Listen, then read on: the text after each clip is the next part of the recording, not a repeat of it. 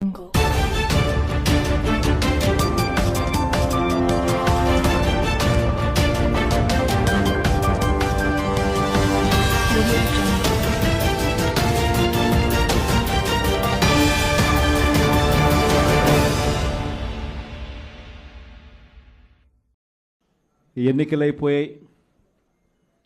దాదాపుగా 9 నెలలు కళ్ళు మూసుకొని కళ్ళు తెరిచేసరికి అప్పుడే 9 నెలలు గడిచిపోయింది. నిజంగా 2019 నుంచి 2024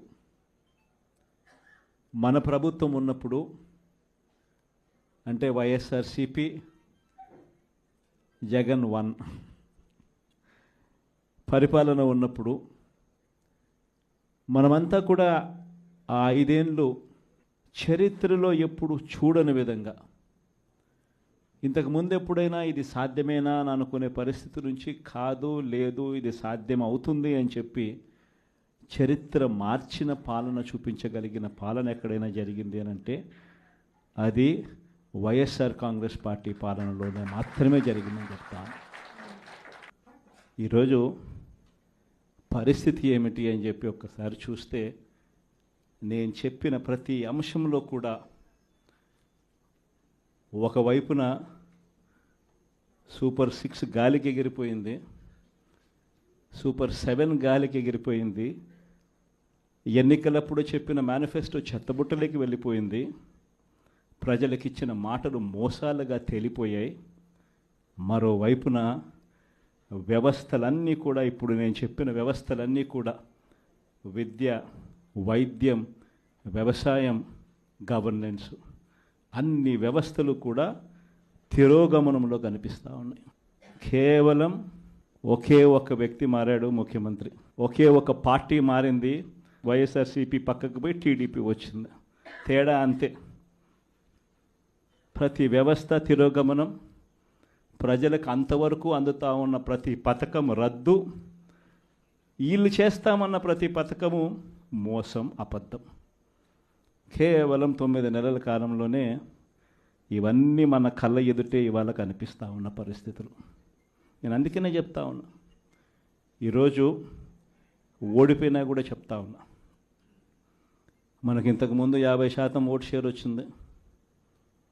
ఈ ఎన్నికలు అయిపోయేసరికి మన ఓటు షేర్ 40%. ఒక 10% ఓటు షేర్ మనకు రావాల్సింది రాకుండా పోయింది. కారణం, ఆ రోజు కేవలం మీ జగన్ అబద్ధాలు చెప్పలేకపోయాడు, అదొక్కటే కారణం. కానీ నేను చెప్తా ఉన్నా, మీ జగన్ అబద్ధాలు చెప్పలేకపోయాడు కాబట్టి అధికారానికి మనం దూరం అయ్యాం.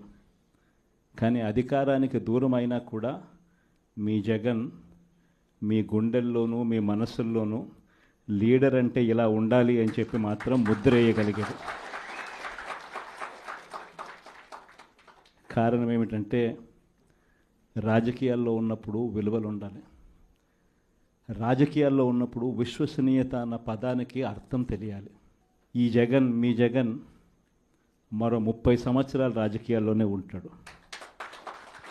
ఈరోజు తెలుగుదేశం పార్టీ కార్యకర్తలు, తెలుగుదేశం పార్టీ నాయకులు ఏ ఒక్కరూ కూడా ఏ ఇంటికి వెళ్ళే పరిస్థితి లేదు.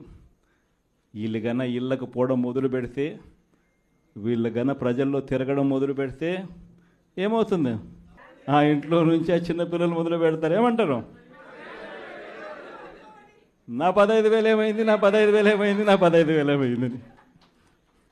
ఆ ఇంటికి వెళ్ళినప్పుడు ఆ ఇంట్లో ఆ చిన్నపిల్లల తల్లులు, ఆ పిన్నమ్మలు అడుగుతారు, ఏమని? నా 18,000 ఏమైంది, నా 18,000 ఏమైంది, నా 18,000 ఏమైందని. ఆ ఇళ్ళకు పోతే ఆ అమ్మలు, ఆ పిన్నమ్మల అత్తలు, వాళ్ళ అమ్మలు వాళ్ళేమడుగుతారు? మాకు 50 ఏళ్ళ వయసు వచ్చింది, మాకు 50 ఏళ్ళ వయసు వస్తూనే మీరేమన్నారు?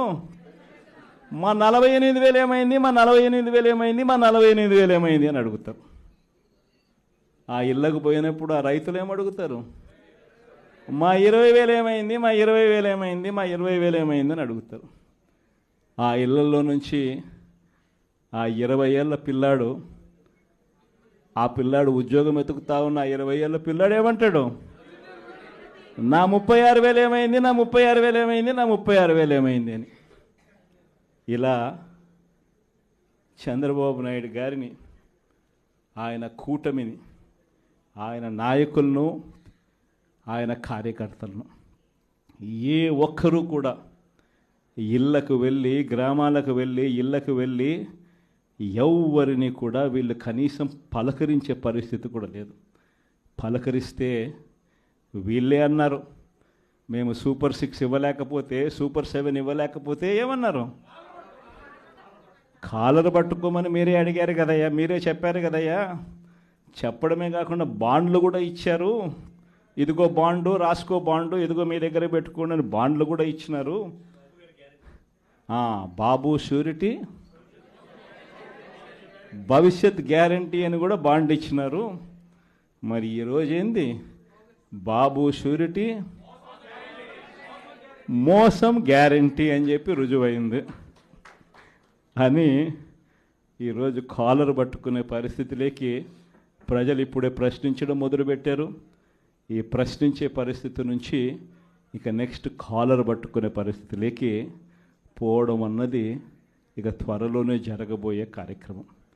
నేను ఇవాళ మీ అందరికీ కూడా ఈ విషయాలన్నీ ఎందుకు చెప్తున్నానంటే, అన్ని రకాలుగా ఈ ప్రభుత్వం ఫెయిల్ అయిపోయింది.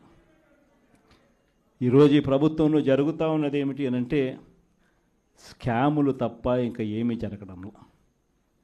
ఈరోజు రాష్ట్రంలో ఒక ముఖ్యమంత్రిగా ఒక పాలన సాగించేటప్పుడు, ఒక పార్టీ అధికారంలో ఉండి పాలన సాగించేటప్పుడు ప్రతి పార్టీకి కానీ, లేకపోతే ప్రతి ముఖ్యమంత్రికి కానీ, ఆ ప్రతి నాయకుడికి కానీ, ఆ పార్టీకి సంబంధించిన ప్రతి నాయకుడికి కానీ